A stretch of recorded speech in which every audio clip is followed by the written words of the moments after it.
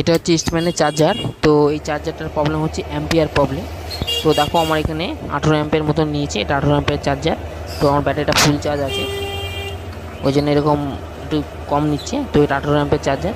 তো এই চার্জারটার প্রবলেম হচ্ছে যে অ্যাম্পিয়ার নিচ্ছে আবার ছেড়ে দিচ্ছে, কোনো সময় 18 অ্যাম্পিয়ার নিচ্ছে আবার কোনো সময় 12 অ্যাম্পিয়ার নিচ্ছে। তো আমি এটা বন্ধ করে দিলাম, এটা অন করে দেখালাম তোমাদের। তো এটা কী প্রবলেম, ঠিক আছে।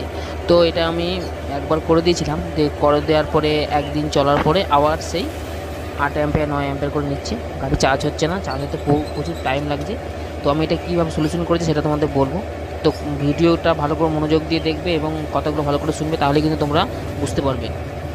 এইখানে যে যে ট্রান্সটার থাকে, M7 যে ট্রান্সটারটা থাকে, এইখানে তোমাদের যদি বলি ইমিটার কালেক্টর বেস, তো তোমরা হয়তো অনেকেই বুঝতে পারবে না তো কোনটা কোনটা। এবার যদি আমি বলি মাথার পিন আর সাইডের দুটো পিন, তো মাথার পিনের সঙ্গে সাইডের পিনে একটা রেজিস্ট্যান্স মেরে দেবে 330 ওহমস, ঠিক আছে। তাহলে কিন্তু অ্যাম্পিয়ারটা সঠিক দাঁড়িয়ে যাবে।